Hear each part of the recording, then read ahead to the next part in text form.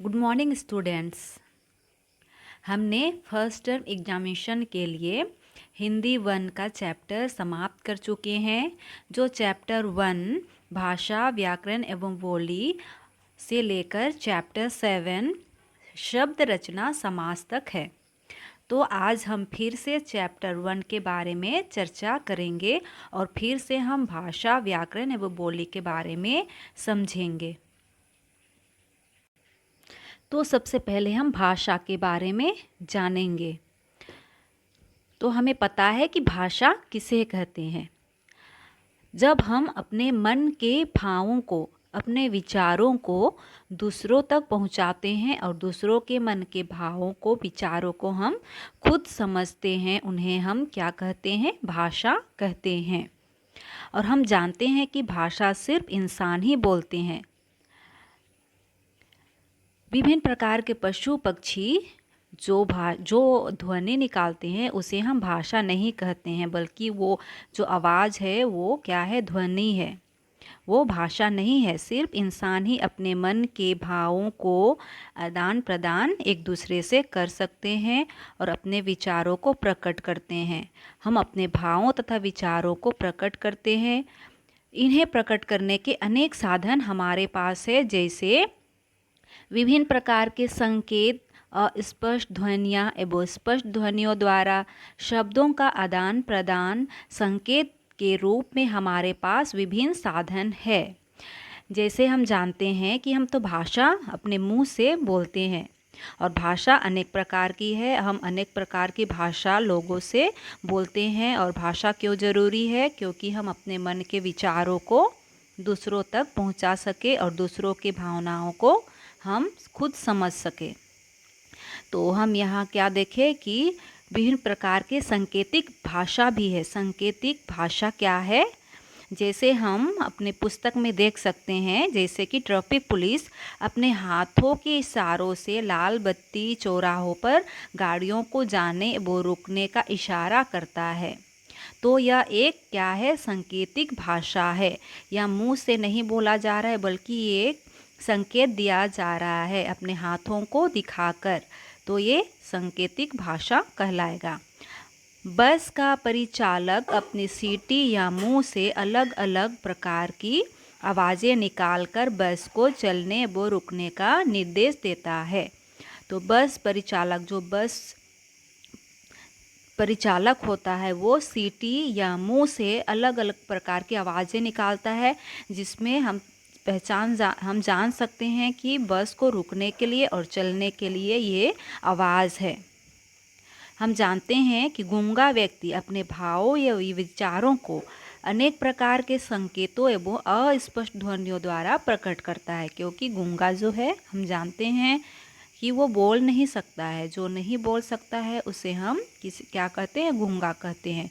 तो अपने सांकेतिक भाषा यानी कि इशारों से ही वो बातें करता है, लेकिन ये भाषा नहीं है। लेकिन इन संकेतों या अस्पष्ट ध्वनियों को हम भाषा का नाम नहीं दे सकते। हम शब्दों द्वारा ही अपने भावों एवं विचारों को दूसरे के सामने प्रकट कर सकते हैं एवं दूसरे के विचारों को समझते हैं।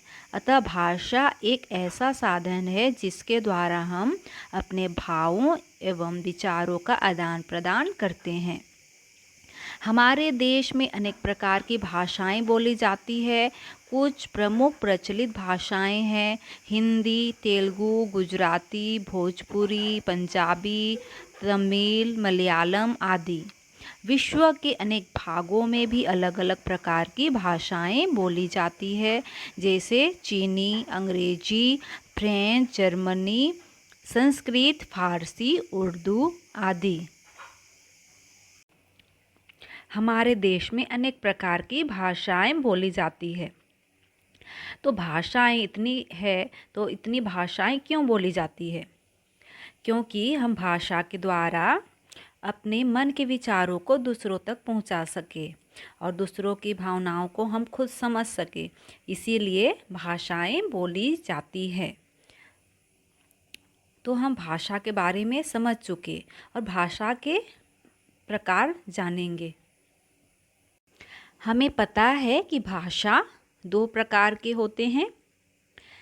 पहला है कथित भाषा और दूसरा है लिखित भाषा। तो कथित भाषा किसे कहते हैं? जब कोई व्यक्ति परस्पर बातचीत या भाषण आदि द्वारा अपने विचार प्रकट करता है तो उसे भाषा का कथित रूप कहते हैं। कथित का अर्थ है बोलना। जब भाषण के द्वारा या बातचीत के द्वारा या समाचार सुनाकर जब बातें की जाती है या बोली जाती है तो इसे हम कथित यानी अपने मुंह से जो बोला जाता है तो उसे हम कथित भाषा कहते हैं। लिखित भाषा, दूसरा है लिखित भाषा। जब कोई व्यक्ति पत्र द्वारा या किसी लेख द्वारा अपने विचारों को लिखकर प्रकट करता है तो उसे हम लिखित भाषा कहते हैं। तो कथित भाषा जो अपने मुंह से हम बोलकर प्रकट करते हैं तो उसे हम मौखिक या कथित भाषा कहते हैं। और लिखित भाषा क्या है? जो भाषा हम बोलते हैं उसी भाषा को हम अपने शब्दों में लिखते हैं और लिखकर हम प्रकट करते हैं। जो क्या है? पत्र द्वारा या ईमेल द्वारा जो हम लिख के प्रकट करते हैं तो वही है लिखित भाषा। कभी कभी आपने कुछ लोगों को कुछ विशेष संकेतों द्वारा अपने विचारों को प्रकट करते हुए भी देखा होगा। सामान्यतः ये संकेत सांकेतिक भाषा है। अपूर्ण एवं स्पष्ट होता है जो सांकेतिक भाषा है, जो हम इशारों में बातें करते हैं या इशारा करते हैं तो ये सभी क्या है? अपूर्ण एवं अस्पष्ट भाषा होती है, इसलिए इन्हें अधिक महत्व नहीं दिया जाता है। तो सांकेतिक भाषा को अधिक महत्व नहीं दिया जाता है बल्कि लिखित और मौखिक भाषा को ही अधिक महत्व दिया जाता है। तो हम भाषा के बारे में समझ चुके हैं। तो अब हम व्याकरण के बारे में जानेंगे। भाषा के शुद्ध एवं स्थायी रूप या निश्चित रूप को नियमबद्ध योजना की आवश्यकता होती है। इस नियमबद्ध योजना को ही व्याकरण कहते हैं। तो व्याकरण क्यों जरूरी है? व्याकरण जो हम लिखते हैं या बोलते हैं तो उसको सही रूप या शुद्ध रूप में लिखने और बोलने के लिए हमें सीखना ज़रूरी है। तो वो हम व्याकरण के जरिए ही सीख सकते हैं और शुद्ध रूप में बोल सकते हैं, लिख सकते हैं। इसलिए हमें व्याकरण की आवश्यकता होती है।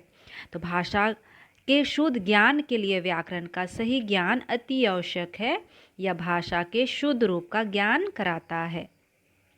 अतः व्याकरण एक शास्त्र है जिसके द्वारा हम किसी भी भाषा के शुद्ध रूप का ज्ञान प्राप्त करते हैं। तो व्याकरण क्या है? व्याकरण एक शास्त्र है जिसके द्वारा हम किसी भी भाषा के शुद्ध रूप यानी कोई भी भाषा को हम सही ढंग से शुद्ध रूप में बोलने के लिए हमें क्या है? व्याकरण की आवश्यकता है। व्याकरण का ज्ञान होना जरूरी है। तो व्याकरण ही हमें शुद्ध रूप से बोलना और लिखना सिखाता है। व्याकरण के मुख्य भाग, व्याकरण के मुख्य हम पढ़े हैं 3 भाग होती है और वो 3 भाग क्या क्या है? वर्ण विचार, शब्द विचार और वाक्य विचार। तो हमने वर्ण विचार, शब्द विचार और वाक्य विचार के बारे में भी विस्तार से पढ़ चुके हैं और समझ चुके हैं। तो फिर से और एक बार हम जानेंगे वर्ण विचार, शब्द विचार और वाक्य विचार के बारे में। तो वर्ण विचार, वर्ण विचार के अंतर्गत वर्णों की बनावट, उच्चारण, भेद आदि के विषय में विचार किया जाता है। तो वर्ण क्या है? यह भाषा की सबसे छोटी इकाई मानी जाती है। वर्ण भाषा की सबसे छोटी इकाई क्यों मानी जाती है? क्योंकि ये क्या है? कभी ये खंड नहीं हो सकते, हम इसके टुकड़े टुकड़े नहीं कर सकते हैं बल्कि ये अलग भी नहीं कर सकते हैं। तो ये वर्ण क्या है? भाषा की सबसे छोटी इकाई है। और दूसरा देखेंगे शब्द विचार। शब्द विचार के अंतर्गत शब्दों की रचना, भेद, उत्पत्ति, रूप के विषय में विचार किया जाता है।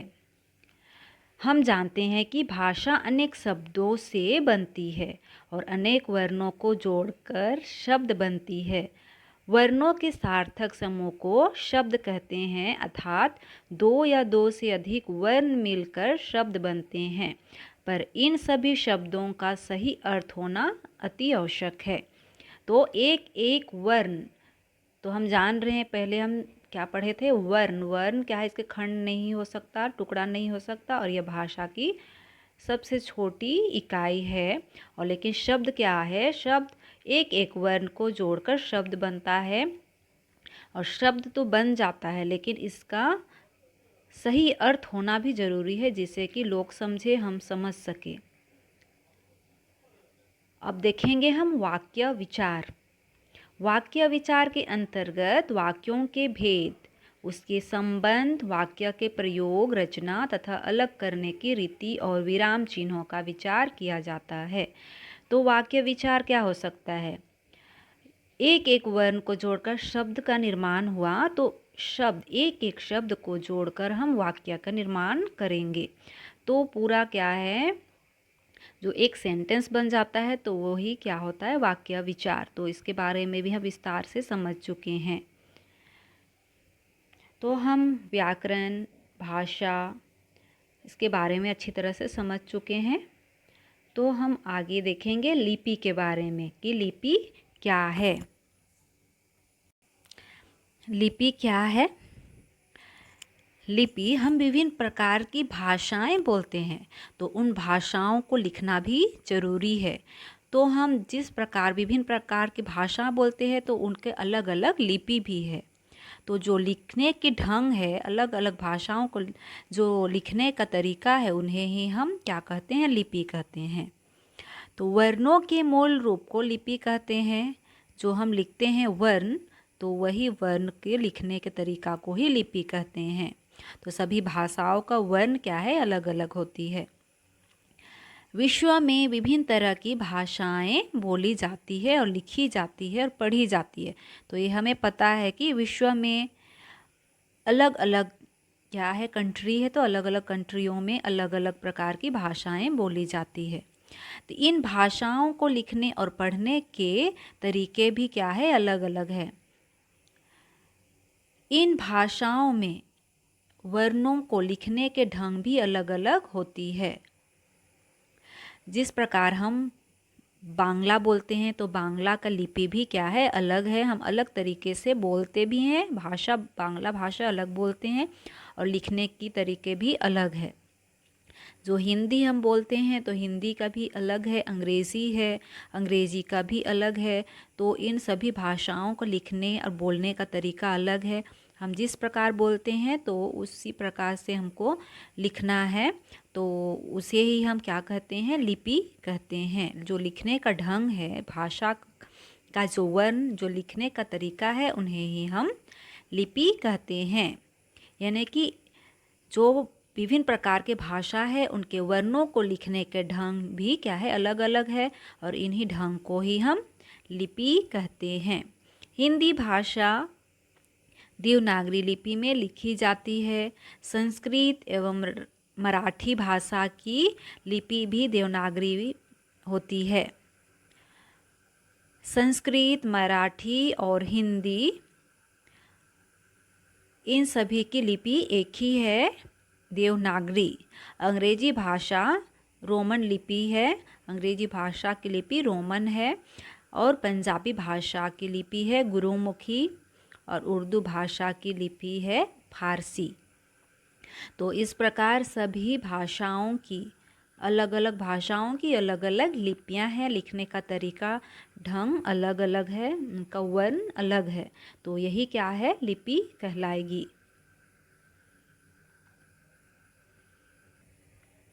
लिपि के बारे हम समझ चुके।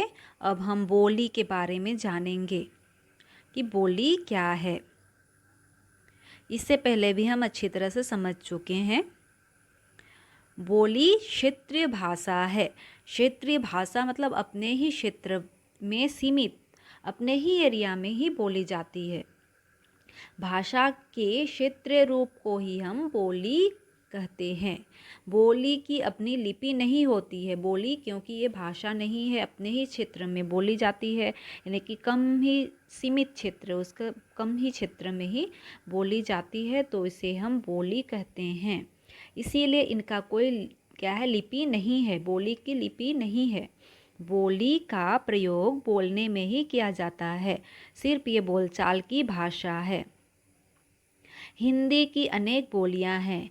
जो हिंदी भाषा है उनकी बोलियां भी अलग अलग है। जिस प्रकार हम अपने ही एरिया यानी कि हम बंगाल, अपना भी स्टेट में हम क्या देखते हैं कि किस तरह के हिंदी बोले जाते हैं, जिसमें हम क्या देखते हैं कि स्त्रीलिंग पुल्लिंग का कुछ नहीं है, बस पुल्लिंग में ही बोला जाता है, वो लड़की है या लड़का। जिस प्रकार हम क्या देखते हैं, स्त्रीलिंग जो स्त्री जाति के हैं वे भी किस तरह बोलते हैं, हम अभी जाएगा, हम अभी खाएगा। तो ये क्या है, स्त्रीलिंग में ये अशुद्ध है, तो ये एक बोली है, ये भाषा नहीं है। तो ये हमारे एरिया में इस तरह की बोली बोली जाती है, जिसमें स्त्रीलिंग जो है स्त्री जाति के हैं वो भी पुल्लिंग के जैसे ही बोलते हैं। तो यह एक अपने एरिया की भाषा यानी कि बोली है। जैसे और भी देखते हैं, अलग अलग एरिया में अलग अलग तरह की बोलते हैं। जैसे अपुन को वहाँ जाना है, मेरे को वहाँ जाना है, तो यह एक भाषा नहीं है, एक हिंदी की भाषा यह नहीं है, बल्कि यह एक बोली है जो अपने एरिया अपने क्षेत्र में ही बोली जाती है। तो भाषा के क्षेत्रीय रूप को हम बोली कहते हैं। बोली की अपनी लिपि नहीं होती है और बोली का प्रयोग बोलने में ही किया जाता है। हिंदी की अनेक बोलियां हैं, जैसे क्या है, ब्रज भाषा, अवधी, भोजपुरी, खड़ी बोली, राजस्थानी, हरियाणवी आदि। तो ये सभी क्या है, इन सभी भाषाओं से मिलकर हिंदी का निर्माण हुआ है। तो यह क्या है, ब्रज भाषा, अवधी, भोजपुरी, खड़ी बोली, राजस्थानी, हरियाणवी, यह बोली है। भाषा एवं बोली में बहुत अधिक अंतर नहीं होता। बोली का क्षेत्र सीमित होता है, यह छोटे से क्षेत्र में बोला जाता है, यानी कि भाषा एवं बोली में बहुत अधिक अंतर तो नहीं है, बस यही अंतर है कि भाषा को शुद्ध रूप में बोला जाता है और यह एक बड़ी क्षेत्र में बोला जाता है, और बोली है ये सीमित क्षेत्र में ही अपने एरिया में ही बोले जाते हैं। तो बोली का क्षेत्र सीमित होता है या छोटे से क्षेत्र में ही बोली जाती है। तो हम बोली के बारे में भी समझ चुके हैं कि बोली अपने ही एरिया में अपने ही सीमित क्षेत्र में ही बोली जाती है। जो बोलचाल की भाषा है उन्हें ही हम बोली कहते हैं। अब हम जानेंगे राजभाषा क्या है। तो इससे पहले हम समझ चुके हैं कि राजभाषा किसे कहते हैं। जब किसी भाषा का प्रयोग सरकारी कामकाज को चलाने के लिए किया जाता है तो उसे राजभाषा कहा जाता है। हिंदी हमारी राजभाषा है। हिंदी भाषा को राजभाषा के रूप में 14 सितंबर 1949 को स्वीकार किया गया था। यानी कि जो कामकाज की भाषा यानी कि जो सरकारी कामकाज है उसमें जिस भाषा का प्रयोग किया जाता है उसे ही राजभाषा कहते हैं। और हमारी भारत देश की राजभाषा क्या है, हिंदी है, जो 14 सितंबर 1949 को यानी कि स्वतंत्र हमारे देश स्वतंत्र आज़ाद हुए उसके बाद में यह लागू किया गया, यानी कि हिंदी को राजभाषा घोषित किया गया है। अब हम प्रश्न उत्तर के बारे में चर्चा करेंगे। फर्स्ट, निम्नलिखित वाक्यों में सही के सामने सही और गलत के सामने गलत का निशान लगाइए। क, संस्कृत भाषा देवनागरी लिपि में लिखी जाती है। क्या है, सही, क्योंकि हम जान रहे हैं कि संस्कृत, हिंदी और मराठी देवनागरी लिपि में लिखी जाती है। ख, वर्ण विचार में शब्दों की रचना, बनावट आदि का अध्ययन किया जाता है। वर्ण विचार में शब्दों की रचना, बनावट आदि के अध्ययन नहीं किए जाते हैं। ये क्या है, गलत है। कि वर्ण विचार में क्या है, बनावट, उच्चारण भेद आदि के विषय में चर्चा किए जाते हैं। ग, अंग्रेजी हमारी राजभाषा है। तो ये क्या है, गलत है, क्योंकि अंग्रेजी नहीं, हिंदी हमारी राजभाषा है। घ, भाषा के क्षेत्रीय रूप को लिपि कहते हैं। तो ये भी क्या है, गलत है, क्योंकि भाषा के क्षेत्रीय रूप को हम लिपि नहीं बल्कि क्या कहते हैं, बोली। अंग, जब अध्यापक बच्चों से कुछ कहते हैं तो इसे भाषा का लिखित रूप कहा जाता है। तो ये भी क्या है, गलत है, क्योंकि जब अध्यापक बच्चों से कुछ कहते हैं तो इसे भाषा का लिखित रूप नहीं बल्कि कथित रूप या मौखिक रूप कहते हैं।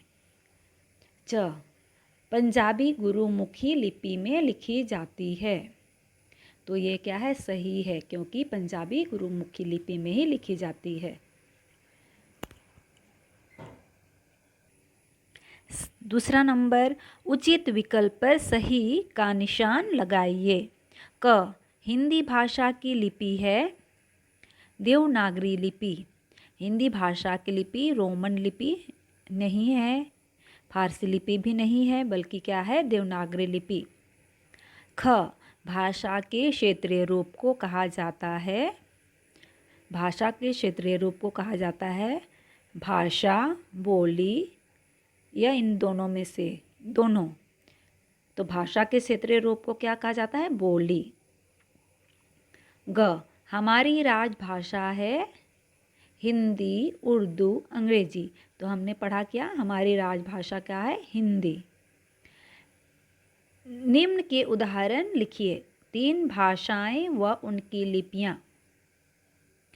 3 भाषाएं एवं उनकी लिपियां क्या है, भाषा है अंग्रेजी और लिपि है रोमन।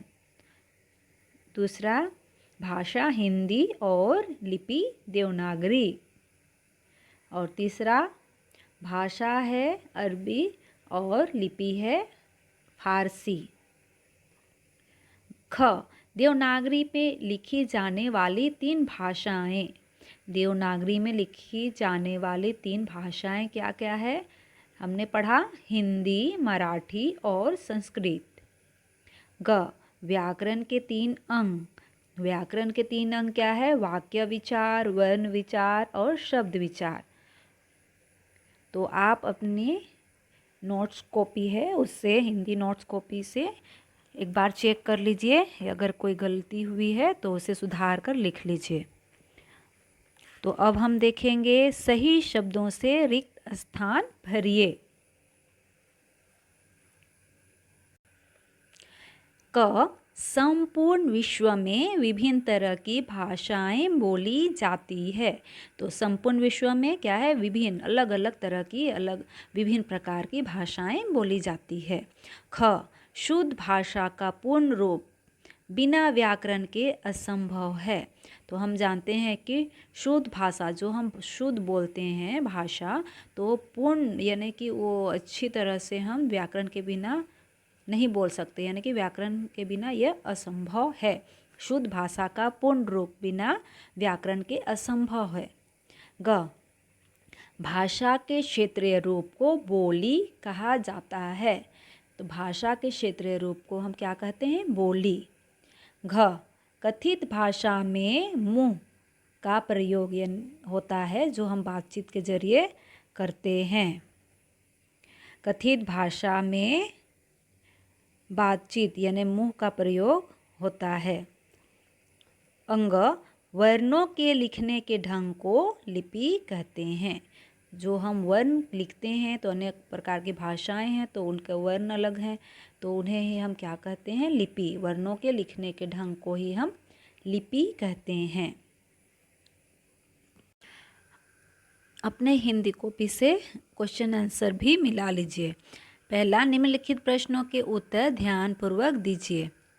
क, भाषा से आप क्या समझते हैं?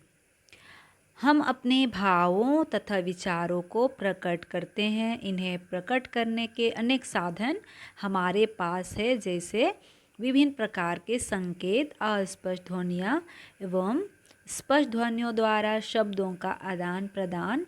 संकेत के रूप में हमारे पास विभिन्न साधन हैं। तो इन्हें हम क्या कहते हैं, भाषा कहते हैं। तो हम भाषा से यही समझते हैं। जैसे ट्रैफिक पुलिस अपने हाथों के इशारों से गाड़ियों को जाने तथा रुकने का इशारा करता है, तो भाषा एक ऐसा साधन है जिसके द्वारा हम अपने भावों एवं विचारों को बोलकर या लिखकर आदान प्रदान करते हैं, उसे ही हम भाषा कहते हैं। तो आप अपने तरीके से भी समझकर लिख सकते हैं। ख, भाषा के कितने प्रकार हैं? भाषा के दो सामान्य प्रकार हैं। पहला कथित या मौखिक भाषा, दूसरा लिखित भाषा। ग, भाषा के किस रूप को अधिक महत्व नहीं दिया जाता है और क्यों? उत्तर, भाषा के सांकेतिक रूप को अधिक महत्व नहीं दिया जाता है क्योंकि ये भाषा अपूर्ण एवं अस्पष्ट होते हैं। घ, भाषा एवं बोली में क्या अंतर है? भाषा एवं बोली में निम्नलिखित अंतर है। भाषा की अपनी लिपि होती है, बोली की अपनी कोई लिपि नहीं होती है। दूसरा क्या है, भाषा सभी क्षेत्रों में बोली जाती है, बोली कम क्षेत्र में बोली जाती है। थर्ड, भाषा की अपनी शुद्ध रूप होती है, बोली की कोई शुद्ध रूप नहीं होती है। अंग, व्याकरण किसे कहते हैं? उदाहरण सहित समझाइए। व्याकरण वह शास्त्र है जिसके द्वारा हम किसी भी भाषा के शुद्ध रूप का ज्ञान प्राप्त करते हैं, उसे हम व्याकरण कहते हैं। उदाहरण, खरगोश को काटकर गाजर खिलाओ, तो यह क्या है? अशुद्ध रूप है, क्योंकि गाजर काटकर खरगोश को खिलाओ, तो ये क्या है? शुद्ध रूप है। च, राजभाषा किसे कहते हैं? हमारी राजभाषा कौन सी है? राजभाषा, जब किसी भाषा का प्रयोग सरकारी काम काज को चलाने के लिए किया जाता है, उसे राजभाषा कहते हैं। हमारी राजभाषा हिंदी है। तो इस प्रकार चैप्टर 1 का प्रश्नोत्तर भी समाप्त हुआ और आप लोगों को समझ में आ गई होगी। और आप अपना नोट्स जो लिखे हुए हैं नोट्स, तो उससे भी मिला लीजिए। यदि कोई गलती है तो उसे आप चेक करके दोबारा लिखिए। और हमारा चैप्टर फर्स्ट टर्म के लिए समाप्त हो चुकी है, तो इनमें से आपको जो चैप्टर समझ में नहीं आया तो आप मुझे पर्सनल नंबर पर मैसेज कर सकते हैं।